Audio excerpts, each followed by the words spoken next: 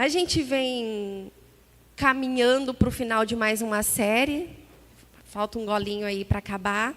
E para quem não conseguiu acompanhar, né, ela por completo, não conseguiu participar de todas as ministrações, você pode ir até o canal da igreja, né, no YouTube. Está lá todas as ministrações em sequência para a gente poder acompanhar e se inteirar, né, de tudo que Deus vem fazendo aqui. Essa série, a gente vem falando que ela é baseada, né, num livro. Ela não é o próprio livro em si, mas baseada nele, que é o Deus que Destrói Sonhos. E em cima desse livro nasceu essa série, né, No Centro da Sua Vontade. E Deus vem falando com a gente através disso, desse tema. Então, nós passamos lá. Eu até anotei aqui que nós passamos já pela ministração Conhecendo a Vontade de Deus, o convite de Deus, discípulos, escravos da sua vontade e qual a vontade de Deus para a minha vida. Nós já caminhamos por todas essas ministrações e está tudo muito completo. Então, será que Deus tinha mais alguma coisa disso para falar com a gente, né? E aí eu me sinto presenteada por Ele, pelo que nós vamos conversar hoje, tá? E eu queria que a gente pudesse estar junto nessa ministração falando sobre a oração segundo a vontade de Deus, né? A oração segundo a sua vontade. E em toda a série, o centro é a vontade de Deus, a soberania de Deus. É sobre isso que a gente tem vivido, mais do que tem falado, né? Buscado viver essa vontade, se inclinado a ouvir sobre essa vontade para a gente caminhar conforme Deus quer, tá bom? E eu entendo que a oração ela é uma ferramenta para a gente viver no centro da vontade de Deus, para ter esse relacionamento com Deus, para ter um amadurecimento nesse relacionamento com Deus. A oração ela é a maior ferramenta para isso. Porque nós precisamos desenvolver o relacionamento conversando. Ninguém, né, tem relacionamento com o outro só por olhares. De alguma forma, há comunicação e se falam para que haja esse conhecimento de fato e haja um relacionamento. Então, eu entendo que a oração, baseado nisso, né, no relacionamento, ela é um diálogo, ela é uma comunicação de via de mão dupla, onde um fala, o outro escuta, responde, assim vai indo.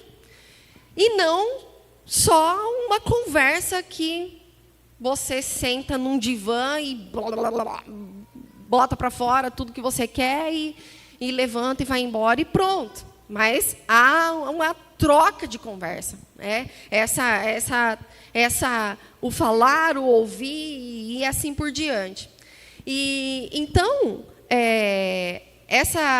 esse processo de desenvolvimento do relacionamento, né, onde há o desejo de se conhecer na oração, a oração ela é muito mais, ela se torna muito mais que uma petição a Deus. Né? Como eu falei agora, ela é uma rendição a esse relacionamento. E com o tempo, conforme esse relacionamento vai aumentando, a oração, ela se torna tão natural quanto respirar. Nós passamos por ministrações, falamos sobre uma vida ordinária, e eu acho que marcou muito a nossa igreja, marcou muito a minha vida. Eu acho que vocês também se lembram com muita clareza, e naquela série a gente falou sobre a questão de viver o nosso simples, o nosso dia a dia, o nosso normal, de uma forma que agrade o coração de Deus, de uma forma que a gente veja Deus em tudo, converse com Ele em tudo, tenha beleza em tudo, no mais simples, né? Então, a oração, dentro desse relacionamento, vai se tornando muito natural. Pastor,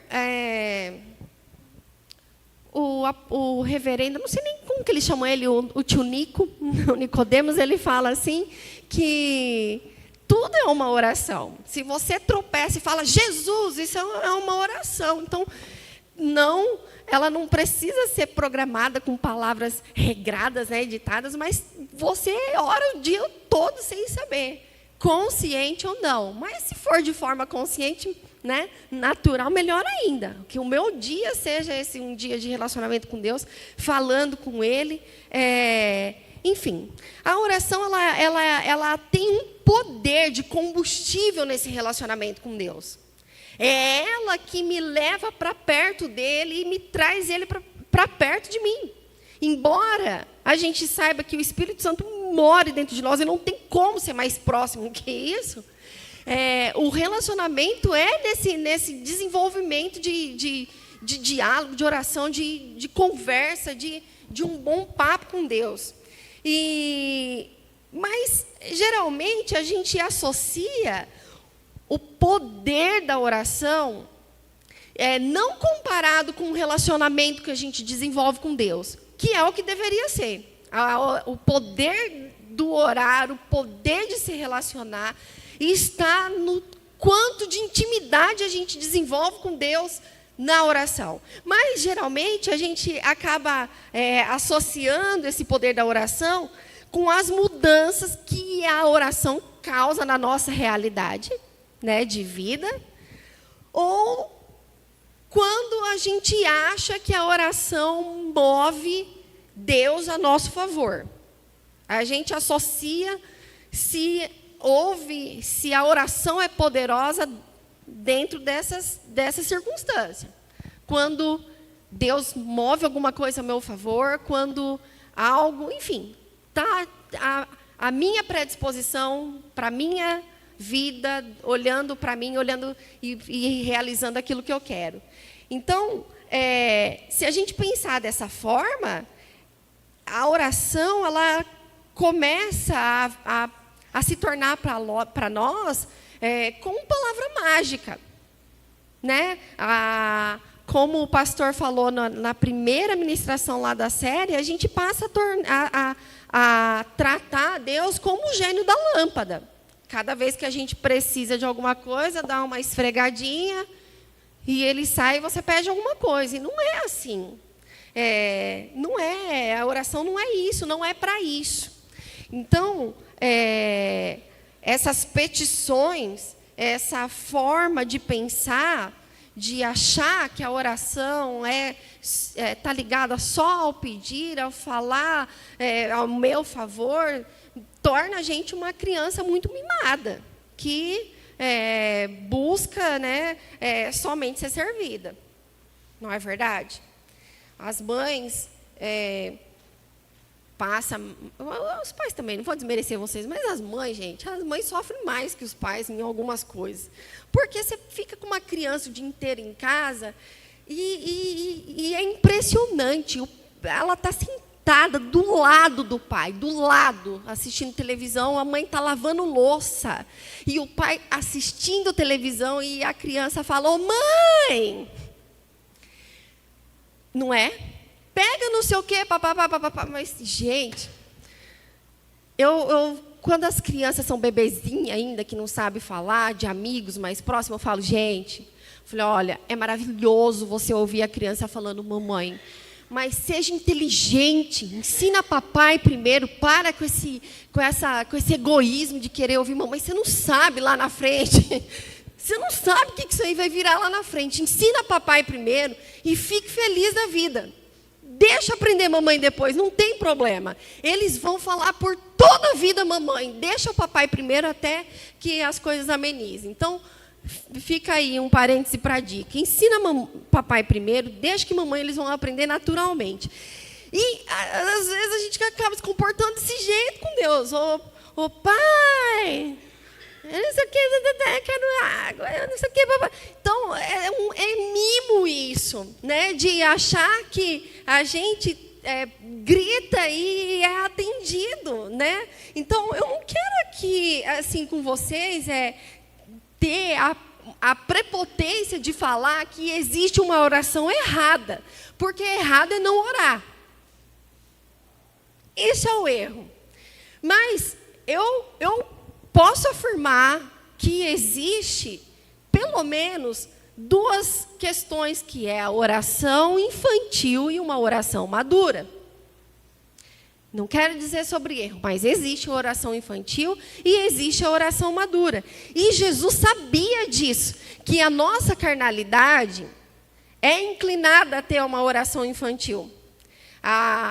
O nosso buraco emocional, né, se assim eu posso dizer, sempre vai ser inclinado a nossas vontades, a nossa carne, aquilo que é desejo nosso. Então, sabendo disso, que a gente viveria dessa forma, com essa inclinação de pedir ao nosso favor, vem Jesus e fala assim: eu vou ensinar vocês a orar. E deixar uma oração modelo para que a gente caminhe e tenha um bom relacionamento. Tá bom?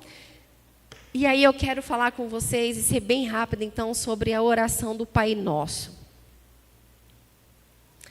Mateus capítulo 6. Eu vou ler algum comecinho aqui para vocês, de 1 a 5, porque os discípulos perguntam para Jesus como eles devem orar. E isso é maravilhoso, porque era um bom sinal de que eles queriam ter esse relacionamento. E aí vem Jesus e começa assim com muita delicadeza falando: vou te ensinar a orar. Faça o seguinte, quando vocês... vou ler na mensagem aqui, mas depois a gente muda de linguagem, tá bom? E ele fala assim, ó: quando vocês fizerem o bem, tenham cuidado, Mateus 6, do 1 em diante, tá bom? E aí ele fala assim: tenham cuidado que o seu gesto não vire uma peça de teatro. Pode até ser um bom espetáculo, mas Deus não vai aplaudir. Quando você for ajudar alguém, não chame atenção para você mesmo. Você já viu gente assim em ação, eu tenho certeza. E eu os chamo de atores.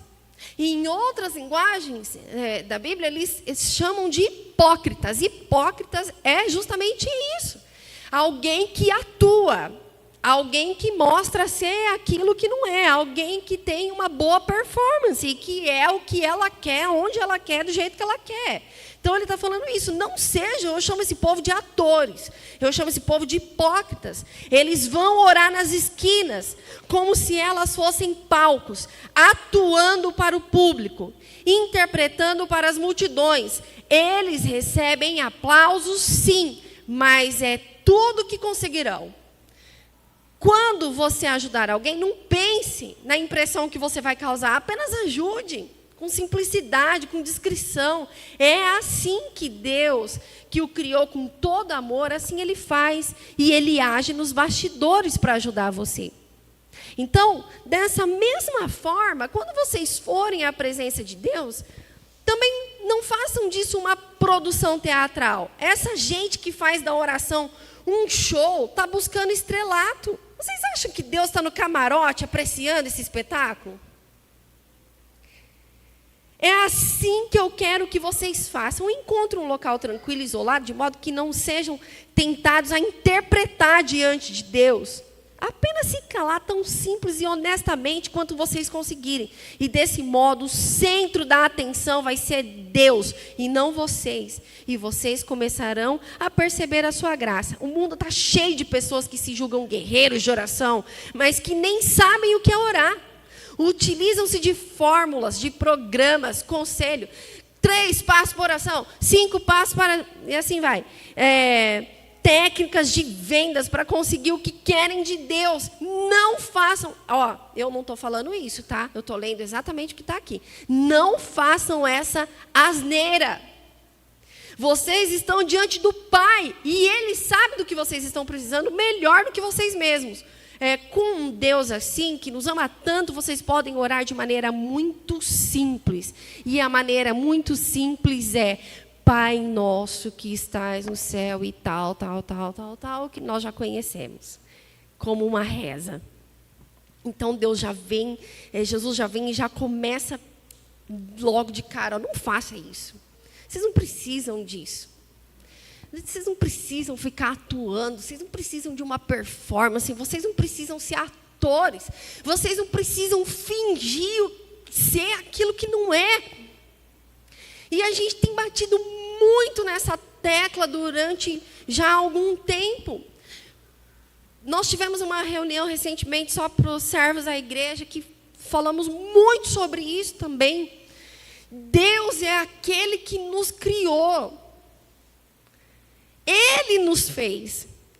Ele conhece a gente melhor do que ninguém. Ele sabe muito bem quando a nossa oração é sincera ou não. Quando a gente está sendo verdadeiro na nossa entrega ou não. Ele sabe muito bem se aquilo é uma atuação ou não. Ele sabe quando se sobe num palco para cantar, se essa canção é para uma multidão ou não. Se uma ministração tem vindo do coração dele, daquilo que ele quer que a gente escute ou não. Então, o Deus que tudo fez, que tudo criou, ele sabe qual é a verdade. E eu falo muito isso com os meus filhos. Eu falo isso demais com eles. Em questão da obediência, do comportamento. E eu falo, olha, vocês aprendem com a gente o que é certo e o que é errado. E isso não quer dizer que a gente nunca vai errar na vida como pais. Mas, com toda certeza da vida, ninguém nesse mundo vai amar mais vocês do que nós. Então, tudo que a gente ensina é para que vocês se deem bem. E é isso. E eu só fui entender isso na reta depois que eu fui mãe. E então eu digo para eles, não adianta tentar obedecer a gente na nossa frente, porque obedecer a gente na nossa frente não é obediência, é atuação. Porque a atuação, ela é de dentro para fora. Quando eu não estiver vendo vocês, quando o teu pai não estiver vendo vocês, é que vocês realmente são obedientes ou não. É esse comportamento que define o que vocês são. Agora, eles ainda têm essa opção da gente ver ou não. Nós não, gente. Nós não temos a opção de demonstrar, de esforçar, ser algo que a gente não é, porque ele sabe o tempo todo. Não cola com Deus isso. E aí, então, Jesus vem e fala assim, olha, vamos orar. Eu vou deixar um modelo aqui de como orar. E, com o tempo, as igrejas foram tornando esse modelo de oração uma reza, um mantra, que simplesmente repetem. Eu fiz muito isso. Com umas bolinhas ainda. Tinham outras coisas no meio, mas eu fiz. E o Samuel, então, chegou uma vez em casa de um jogo de futebol, falando, nossa, eles rezaram umas coisas lá, eles oraram umas coisas meio estranhas, mãe, que eu nunca ouvi. Falei, é o quê? Eu não sei direito. Falando muita coisa, mas eu fiquei assim, meio encanado. Eu falei, por quê? Eu queria fazer uma pergunta. Eu falei, pode fazer, filho, o que foi? Ele falou assim, por acaso a mãe de Jesus é um passarinho? Eu falei, um passarinho? Por que um passarinho? Ele falou, eles não sei, eles falavam Ave Maria. Eu falei, meu Deus do céu. Eu falei, não, filho, não é um passarinho. É difícil, gente. Não é um passarinho, não, deixa isso para lá. Quando estiver fazendo isso, eu falei, mas como que era ele fazer? Eu falei, quando ele estiver fazendo isso, ora, fecha lá o teu olho e ora do jeito que você sabe, né? Fique em paz, faz desse jeito, fica tranquilo. Vai orar que Deus está te escutando. Então, algumas pessoas pegaram, né, um modelo e fizeram como um mantra, mas não é. Há um significado por trás disso, tá bom? E aí eu quero começar com vocês, então, quando ele inicia lá, Pai Nosso. É muito lindo, porque Jesus ele já quebra a realidade daquele tempo. E os fariseus, aquele povo, começam a olhar e falar, quem é esse louco chamando Deus de Pai? E mal sabiam eles, naquele tempo, o que é que Jesus já estava fazendo, reconstruindo, trazendo a paternidade de volta, restaurando, curando, o quanto há de cura nesse Pai Nosso. Só nesse Pai Nosso, quanto há cura aqui, gente. É maravilhoso. Quando Jesus ele inicia essa oração chamando Deus de Pai Nosso, Ele está trabalhando aqui já dentro de duas realidades. A primeira realidade é a realidade individual. Quando Ele chama de Pai, Ele traz essa proximidade de Deus até nós. Ele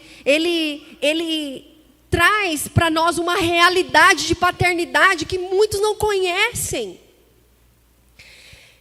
Ele dá a oportunidade de que órfãos tenham um pai e possam chamar alguém de pai. Isso é maravilhoso. Isso é maravilhoso. Eu quero compartilhar com vocês uma coisa sobre a minha vida referente a isso, porque quando você cresce numa família estruturada, há uma facilidade um pouco maior de você ter um relacionamento com o pai, ou pelo menos de ter alguém ali para você chamar de pai. Mesmo que os pais, às vezes, não sejam separados, morem juntos, mas há uma figura paterna muito delicada ali, que não, de fato, age como deveria. Ainda assim, fica um buraco de sentimento órfão no filho, porque ainda que você tenha tido ou tenha alguém para chamar de pai, não tenha recebido o sentimento de pai, o cuidado de pai, o zelo, essa paternidade de verdade. Eu sou filha de pais separados. Meus pais se separaram, eu tinha 5 para 6 anos, e meu pai já é falecido, faleceu 2 meses antes do meu casamento. Eu acho que bastante gente já sabe disso aqui. E embora todo aquele tempo ele estivesse vivo e morando ainda na mesma cidade, há uma figura de pai muito distorcida na minha vida. Porque o sentimento de proteção, o sentimento de cuidado, o zelo, vocês entendem o que eu estou falando, né? Esse cuidado, eu não senti, eu não tive isso. Há uma figura de pai muito distorcida. Cresci com essa figura muito distorcida. Então, enquanto antes de me converter era católica, e uma boa católica, eu tinha mais facilidade de chamar Maria de mãe do que Deus de pai. E convertida, essa realidade mudou no sentido de saber quem é o mediador. Enfim, não quero entrar nessa área sobre idolatria, não é sobre isso que eu quero falar. Mas quando eu me converti e eu tive uma experiência com Deus, eu percebi que eu desenvolvi um relacionamento e experiência com Deus, o Criador, o soberano, o grande. Mas o relacionamento com Deus Pai, o Deus que é Pai, alguém que eu posso encher a boca para falar Pai, eu fui começar a desenvolver esse relacionamento. Cadê o Du? Não está aí não, né? Está para lá. Não deixa ele ouvir isso não, porque não vai se achar o resto da vida. Mas eu fui começar a desenvolver esse relacionamento pela paternidade dele com os meus filhos. Até nas broncas e nas chapuletadas. O cuidado, o zelo, o amor, o desejo de ver ele se dando bem, de ir crescendo homens íntegros, de corrigir o que precisa, e precisa muito. E eu fui começar a despertar isso em mim com Deus, observando isso. de entender que há um pai, embora eu não tive um que eu pudesse. Não é que eu não podia também, mas eu sou raça ruim, não tinha essa coisa de também dar os primeiros passos, de abraçar, de beijar, de deitar, é pai. Vocês estão me entendendo o que eu estou querendo dizer? Isso, você ter alguém para chamar de pai, gente, é maravilhoso. É maravilhoso isso. É libertador isso. É cura isso. Você saber que tem um pai que te cuida, que te zela, que te guarda, que quer o seu bem e que tem um reino feito para você viver com ele. Isso é maravilhoso. E aí vem Jesus e já começa dessa forma. Em outras palavras, dizendo, não sei quem foi o seu pai ou quem é seu pai aí. Eu não sei se ele é um nada ou se ele é maravilhoso. Mas há um pai extraordinário que não se compara a esse. Que é diferente. E que é seu pai e que quer resgatar essa paternidade. Esse relacionamento de paternidade. Alguém que quando você vai orar, você não se ajoelha, ou você não só simplesmente fecha os olhos e vai conversar com um criador ou com um gerente de banco pedindo para salvar a sua vida das dívidas. Mas você pode sentar e conversar com o pai. Para mim é maravilhoso, porque eu não tive isso. Eu não tive, então, quando isso veio sobre a minha vida e eu descobri que eu tenho esse pai, meu Deus, isso é muito cura. Isso é cura na nossa vida. E Jesus vem e já começa a oração, já trazendo isso. Olha, pai, nossa, você tem um pai.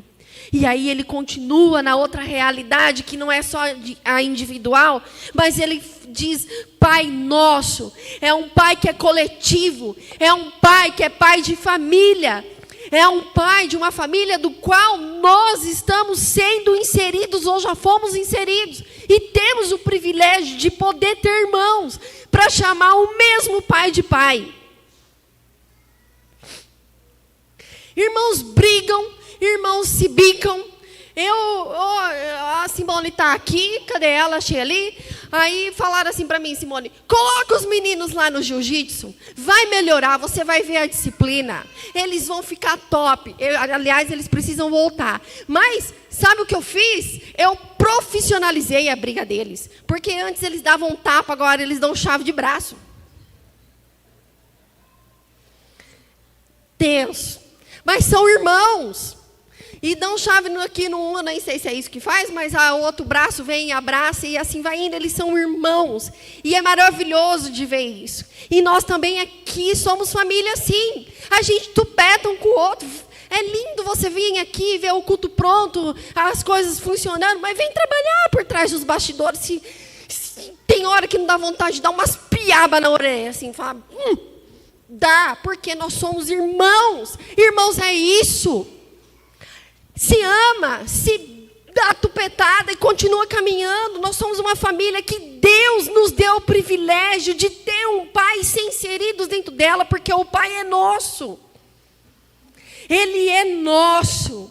Glória a Deus por isso. Nós precisamos sim buscar o pai em secreto, ter um relacionamento em secreto, ter a sua oração, para não vir no culto passando fome, só querendo comer, mas ir no culto cheio de Deus para ter o que oferecer.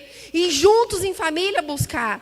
Juntos em família entregar. Juntos em família adorar. Então, há o secreto e é preciso ter, mas há também a busca em comunidade. E isso tudo aqui que vocês estão vendo de mudança, e tem muito mais para vir ainda, há um propósito por detrás disso, há uma mensagem atrás disso. Há um significado atrás disso aqui. Não vamos mudar, colocar, vai virar moda. Não é isso não. Isso aqui é porque a gente precisa aprender a buscar como família.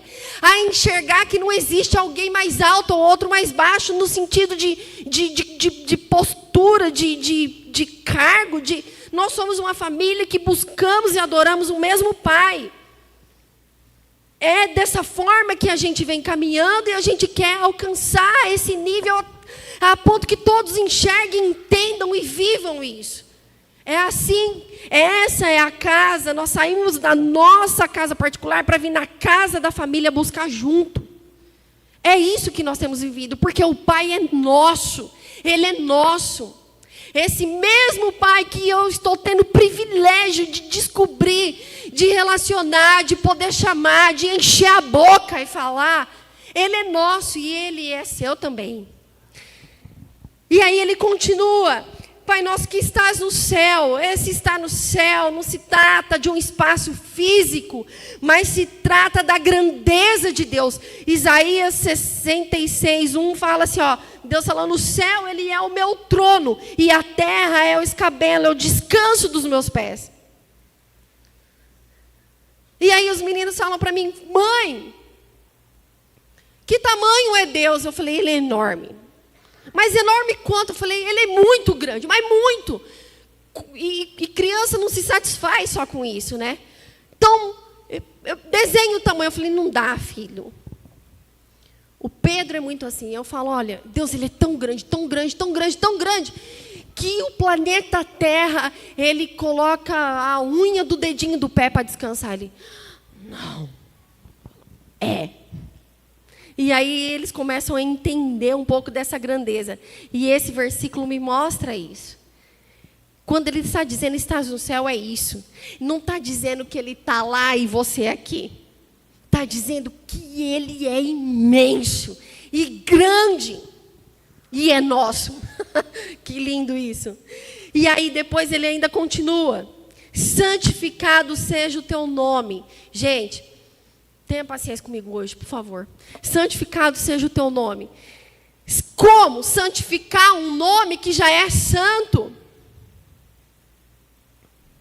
Como numa oração fazer isso, santificar a santidade? Isso parece incabível.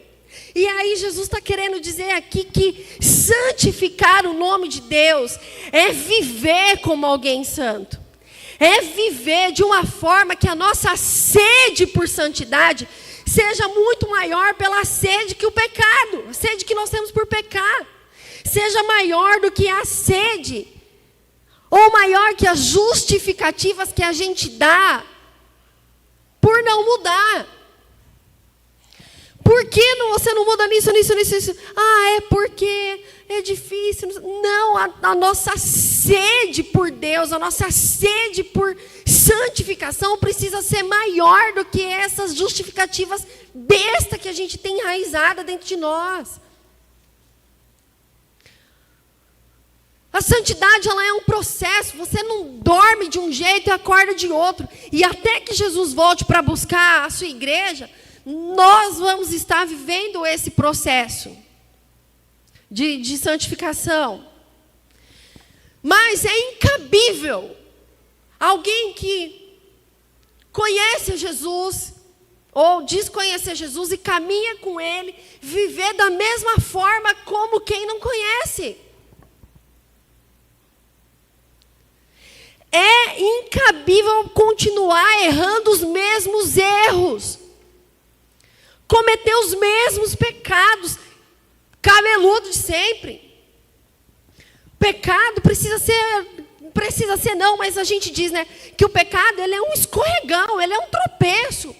Ele não pode ser uma prática diária, como aquele que não conhece Jesus. E não é, gente, tempo de igreja que vai mudar isso.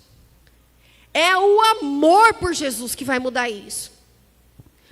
O amor por esse Deus precisa ser tão grande, tão grande, tão grande, a ponto de consumir o amor que nós temos pelo pecado.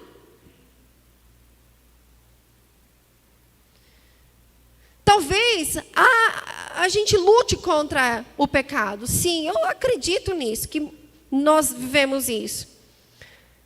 Mas lutando contra um pecado corriqueiro que acontece, mas aquele que está encravado aí, esse que parece difícil de abrir mão, ele não foi aberto mão ainda porque a gente ama esse pecado. Ama. Nós precisamos abominar ele. Ter em nós o mesmo sentimento de Jesus. Ter em nós a mesma busca da santidade de Jesus. Para que quando a gente olhe para o pecado, a gente sinta pelo pecado o mesmo nojo que Jesus sente.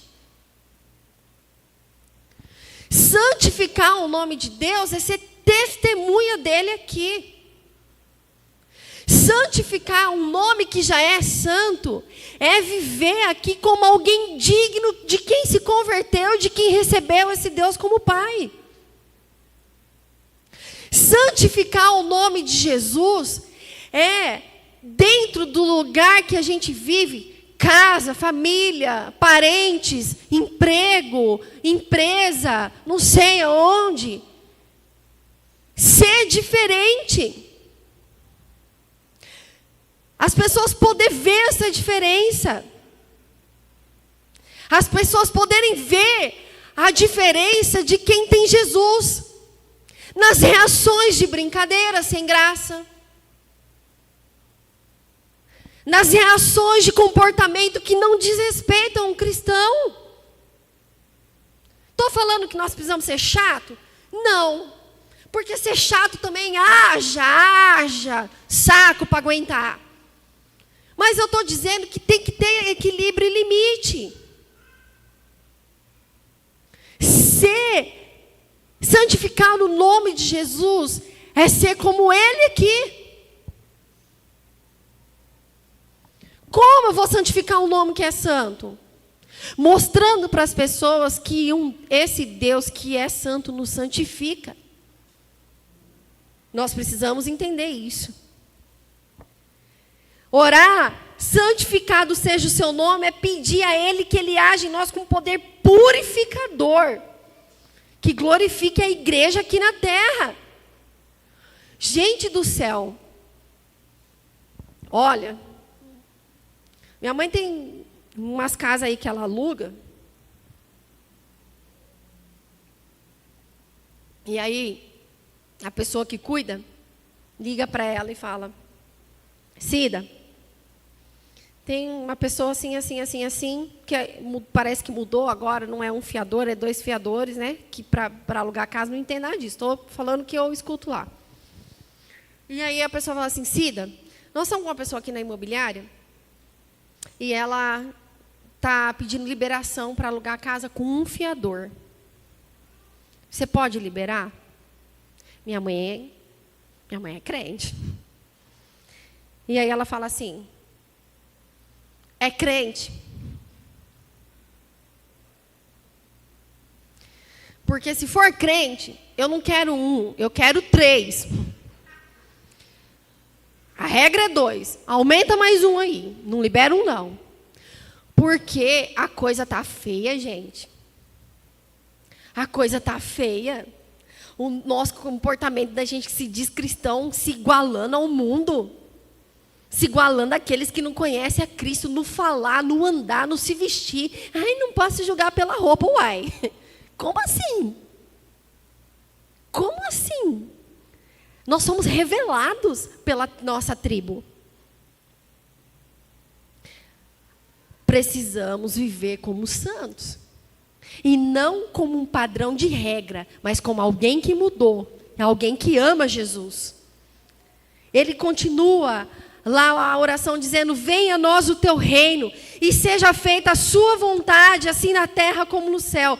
Há um clamor nesse pedido, gente, que deveria ser muito real, sabe? Senhor, venha o teu reino sobre mim de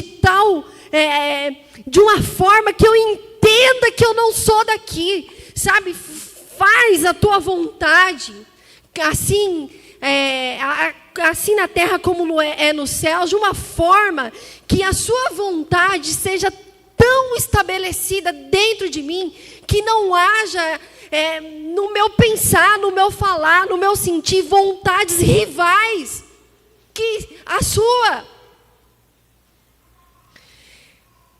Faz em mim a tua vontade como há no céu, onde o Senhor domina, o Senhor é rei, o Senhor é soberano. Faz lá como dessa forma como é soberano lá, faz em mim. Faz aqui, faz na minha vida, faz de uma tal forma que a sua vontade seja indiscutível dentro de mim, que não haja rivalidade nenhuma. Mesmo que eu tenha 10 vontades, será mesmo que eu seja entupida de vontades, mas que a sua, quando é estabelecida, derruba todas as outras de uma forma que eu entenda que a sua soberania é o melhor e é indiscutível. E não é inteligente da minha parte colocar uma vontade que dispute com a sua.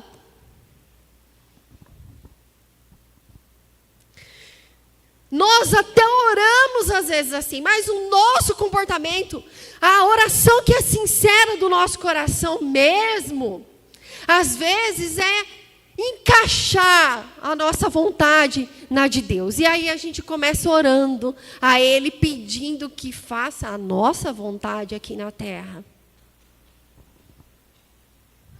É complicado. Não é uma simples reza.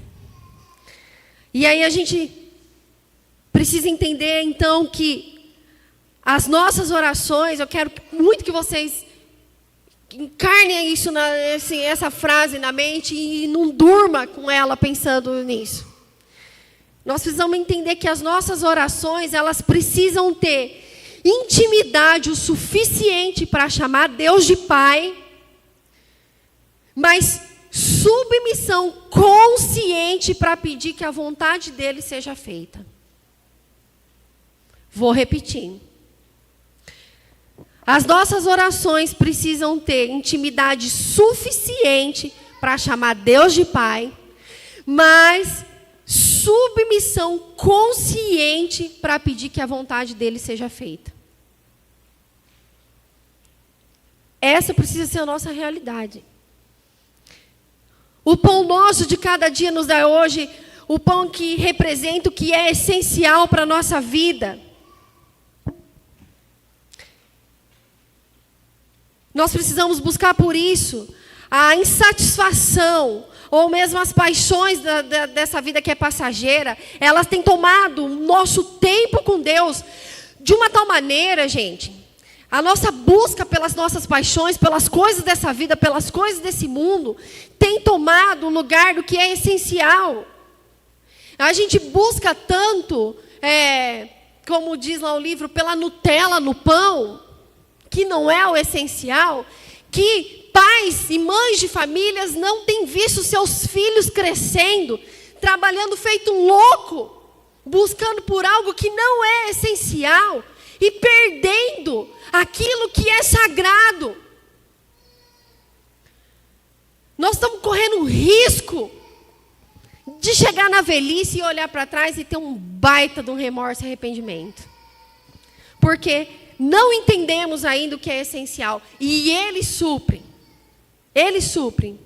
Nicodemos ainda falou assim que há uma história que diz que 2 passarinhos estão se conversando e diz: por que esses outros passarinhos correm feito loucos o dia inteiro? E aí o outro responde: é porque eles não têm um Deus como o nosso.